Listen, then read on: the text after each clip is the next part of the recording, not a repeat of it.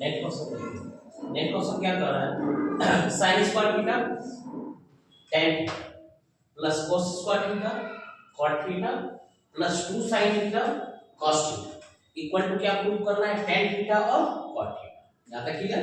ये हमारा LHS है और वो क्या है RHS।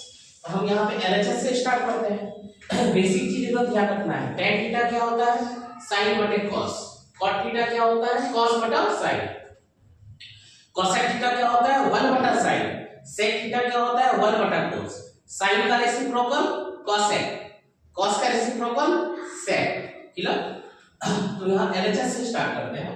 सबसे पहले सॉल्यूशन में हमारे पास LHS अवेलेबल क्या है, ये रहा sin square theta tan theta plus ये cos square theta cot theta plus 2 sin theta और cos थीटा। क्लियर। चलिए sin स्क्वायर को हम as it is sin square लेते हैं, sin square theta tan theta के बदले हम लिख सकते हैं क्या sin theta upon cos theta लिख सकते हैं। cos स्क्वायर को one second as it is, cot theta के बदले लिख सकते हैं क्या cos बटा sin, ये रहा cos बटा sin और इसको तो एज इट इज रहने दिए 2 sin थीटा और cos थीटा। यहां तक क्लियर।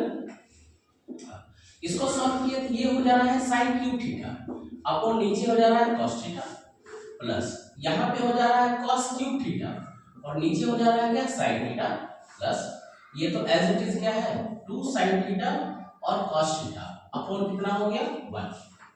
यहां तक क्लियर सर। ठीक। अब हमारे पास ये क्या है फ्रैक्शन है, ठीक है, तो हमको इसको क्या है सॉल्व करना पड़ेगा। सॉल्व करेंगे तो सबसे पहले नीचे एलसीएम, तो नीचे का एलसीएम हमारे पास आ जाएगा sin थीटा और cos थीटा। क्लियर है।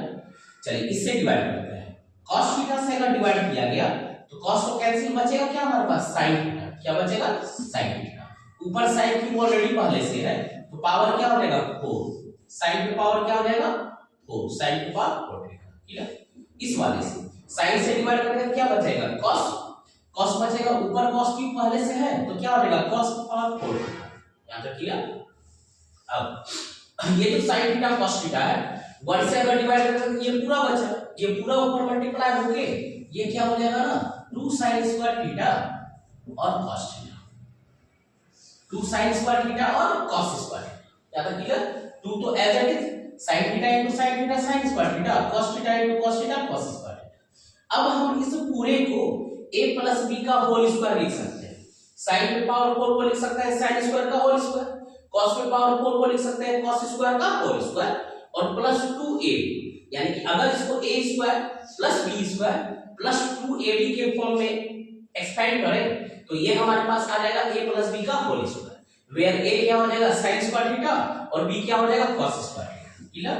तो इसको एक बार अगर आपको रीअरेंज करना है तो रीअरेंज कीजिए, sin स्क्वायर थीटा ये हो जा रहा है cos स्क्वायर का whole square a square plus b square plus 2ab, यानी 2 into sin square theta into cos square theta upon नीचे तो एज इट इज यानी कि sin थीटा और cos थीटा। यहां तक क्लियर। अब इस पूरे को ऊपर वाले को हम लिख सकते हैं sin square theta plus cos square theta का होल स्क्वायर अपॉन नीचे हो गया sin थीटा और cos थीटा। अब हमारे पास आइडेंटिटी क्या होता है, sin और cos जब रहेगा तो sin square theta plus cos square theta क्या होता है 1 का स्क्वायर क्या हो गया 1, यानी कि हमारे पास एक वैल्यू क्या आ गया ना 1 बटा sin थीटा और cos थीटा, क्या गया 1 बटा sin थीटा और cos थीटा। चाहे तो आप 1 बटे sin का रेसिप्रोकल होता है cosec थीटा और ये होता है क्या sec थीटा, ये एक वैल्यू आ गया हमारे पास। ठीक है, यानी कि ये हमारे पास आ गया क्यों, क्योंकि हम डायरेक्ट इसको फिर tan थीटा और cot थीटा नहीं ला पाए, ला सकते हैं जब हम मल्टीप्लाई वगैरह करें। इससे बेहतर है कि हम RHS को सॉल्व कर लें। ठीक। अब ये हमारा RHS है, RHS में दिया हुआ है tan थीटा और प्लस क्या दिया है cot थीटा। tan थीटा को लिख सकते हैं sin बटा cos, cot को लिख सकते हैं कितना cos बटा sin। सिर्फ एक स्टेप, एलसीएम यहां पे हो गया sin थीटा और cos थीटा हो गया, cos से डिवाइड करके क्या बचता है sin थीटा, ऊपर भी एक sin थीटा मल्टीप्लाई तो sin theta into sin theta ये हो गया sin स्क्वायर थीटा, sin से डिवाइड करके क्या बचेगा cos स्क्वायर। अब sin square plus cos square क्या हो गया 1 बटा sin थीटा और cosec थीटा, हमने ये भी लिया है पहले। ठीक है, बहुत लोग इसके आगे भी स्टेप जाना चाहते हैं तो लिख सकते हैं क्या cosec थीटा और इनटू क्या हो गया sec थीटा। क्लियर। ये हो गया हमारा इक्वेशन क्या सेकंड।